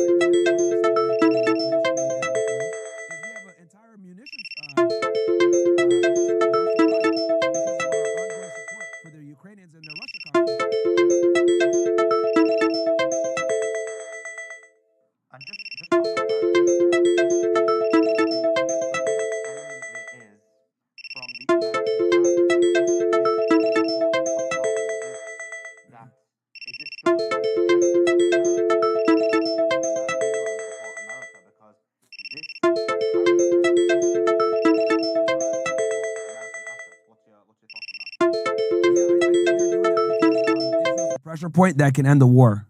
If the Iranians hit them hard Sorry, enough, I guys. think that's a weak point for the United States. It's for me to put it more. Al Jazeera News Let me alarm. put it more accurately. The Iranians can get away with hitting Israel extremely hard in a way that they would not be able to do that to the United States without like a severe consequence. Does that make Listening sense? on the radio, So like, Al Jazeera if News. they, in other words, so let's say I'm on the the Ayatollah, YouTube, right? I'm continuing the with guy Byron. fucking planning And then we'll the come back and be retaliation. still on whoever else. If I if thought it was you supposed to be hit Candace. Maybe Israel we missed hard, that. right, versus hitting Candace, the United States Tucker, hard, and if whatnot you on the sink an title. aircraft I carrier, you're wasn't probably going to get nuked. I'm going to be honest. just They're probably played going to get the nuked. thing. But if they Try to destroy get some him strategic really going on locations in here. If Tel you want Aviv to or in take it down, Haifa, that's fine. But right, we want you to be a regular repeat. they'll be able to We're do that. moving as a They'll be able to 24-hour take that station. aggressive stance with Israel Right now, and get it's a like little bit further screen without an clips, but enormously, eventually, as we keep getting painful removed, retaliation from the United this States, will if that makes sense. this will be a 24-hour thing. We have to interrupt. I'm sorry. So we'll get back to it. TID Radio, Delta 8 Pro, other sponsors on the website. Check them out. You buying a product. Are a, Affiliates. I guess they call it an ambiguous nuclear state. There's also another consequence. If the Israelis use a nuclear weapon, right, overtly, that is going to put them in a bad spot because now the entire Middle East is going to say, yep, now it's confirmed. They have them.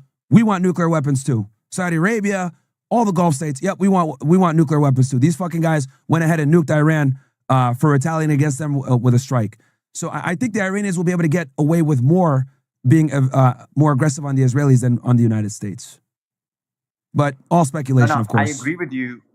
I agree with you in terms of Iran is going to smash Israel up, right? If you look at the artillery fire, if you look at the hypersonic missiles, you look at what they've got now in terms of the support of the Chinese, they're going to be hitting hard.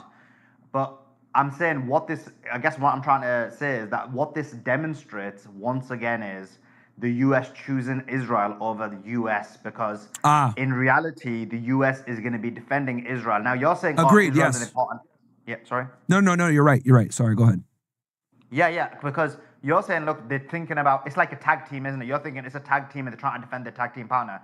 But the problem is the tag team partner is the one who's getting you into all this crap. And now that the war's happening, you're going there to fight and then you're having to defend him because he's a weakling. And you're risking yourself. You're risking you're going to get pinned. You're risking you're going to get choked out. You're risking all those things just for your weak partner who's causing a huge amount of problems. No, good point. Israel's basically the loud girlfriend that fucking mouths off to the fucking guys at the club or the bar, and you got to fucking defend them no matter what because you're getting some pussy or some shit and you're whipped. So that's it. That's literally what it is, 100%. And I think Mike Huckabee's statements also kind of prove that. Tucker Carlson, if you watch the beginning of that interview, he gave some really alarming takes. He was like, look, I went to Israel to interview Huckabee. We said that we were willing to go to the embassy, but we wanted, some security, and they refused to send anybody over there, right? And I'm like, I think that's pretty reasonable that he wants some security, given the fact that Netanyahu has said, called him a Nazi, and he's not very well liked. It was very brave of Tucker to go over there, and it was a little strange how Huckabee and the Americans over there didn't really support Tucker with his safety. Suspect as hell they that definitely he have an went Israel over first perspective, and then Huckabee basically confirming that the stereotype was saying, yeah, like I have no problem with them taking it all. That's precisely how the Israelis feel about the entire Levant. So that Tucker interview exposed a lot. Oh, no doubt it did. Now, one of the things you mentioned earlier was, and it's funny because we're going to be doing this again in a bit, but one of the things you mentioned was, and quite accurately, that there are forces moving from Syria to the Iraqi border. We also know, and we had this report a couple of days ago, that the IRGC have gone to the Iranian border. And the reason for that is because obviously they're expecting insurgency from that area, from, as you said, the separatist Baloch, the separatist Kurds who have kind of formed an army, not an army, a militia group. Yes. Which has been confirmed by the CIA. We know there's going to be other basically paid mercenaries, just like there was in Syria, who are going to try and come through. And so the boots on the ground seems like it won't be American boots on the ground, but more so these boots on the ground. The MEK is another example of people who tried to infiltrate and kill the Ayatollah, I believe yesterday or the day before. and 100 of them got taken out. So I guess I'm bringing this all together to say, A, what do you expect in terms of ground force attacks? B, do you expect US brutes on the ground? C, how do you think that Iran's going to deal with it? So, good question. I think that the United States is going to heavily depend on the separatist groups you mentioned that hate the Ayatollah, the Balochs, the Kurds, and all these other, fairly, ambiguous and smaller sects that the Druze that dislike the Ayatollah. But what I think is going to happen, what will probably happen is they'll let them do the brunt of the work, and they'll have some, Green Berets and Special Forces guys that will be there to train and help them. But that's not going to be enough, in my opinion. They're probably going to get fucking smoked by the IRGC. And the United States is going to have to get involved and put boots on the ground at some point anyway. Because, Saddam Hussein fucked around and found out back in the 1980s that invading Iran is a fucking suicide mission. They have the same, unforgiving terrain that's in Afghanistan with an actual real army, right? Like, people forget that, some of our most trained and elite soldiers were struggling to fight Taliban, who are nothing more than ragtag militia idiots, in the early 2000s. They were struggling simply because of the unforgiving environment. So if you take that same environment and now you're putting an actually trained and loyal military in that environment, that's a bigger country against, Kurds and special forces, it's going to be horrible. So the boots on the ground scenario is very low. It's going to be like Vietnam, dude. It's going to be like Vietnam, but worse. Because Iran is such a big country. They have an actual real military. They're a capable military. And a ground invasion, you're going to need to go all in to bigger levels than you did with Iraq. Like, we had all those forces go into Iraq, and Iraq is significantly smaller than Iran. So we had issues there. So, and the other thing that the Iranians have that's a huge advantage that Saddam didn't have is these guys have underground missile cities. They learned their lesson from Saddam Hussein and Gaddafi and all these other guys that were toppled, that the United States, with like Tomahawk missiles and precision and drones, having things above ground is literally suicide. So they've spent an enormous amount of money building an entire underground infrastructure to house and protect their most prized weapons, which are their ballistic missile program. So, when you add that into the fray, it's just a nightmare for any ground force. So even if we had Green Berets there with, Kurds and Balochs and separatists, and, they could sit there and say, yeah, we're totally ready to take over if the government is toppled, it's going to be very difficult for them to do that with a ground invasion. And Saddam Hussein, who had a super powerful military, tried this and ended up being an 8-year war that basically the Iraqis lost. And that actually led to his downfall, because that war made him incur so much fucking debt that he needed to invade Kuwait to recoup, and that's what led to Desert Storm. So it's like, people miss out on these historical facts, that the unforgiving terrain of Iran is actually what kept them safe and led to Saddam Hussein's downfall. Yeah, and in terms of from a war perspective, early indications were that Trump's initial plan was for a short bombing campaign, and as time's gone on, in January his plan to attack, he pulled out. February was plan to attack, he pulled out. But as time's gone on, they've realized that they can't do a short attack. Iran has the firepower to hit back, and it's going to end up being a bit more of a longer war.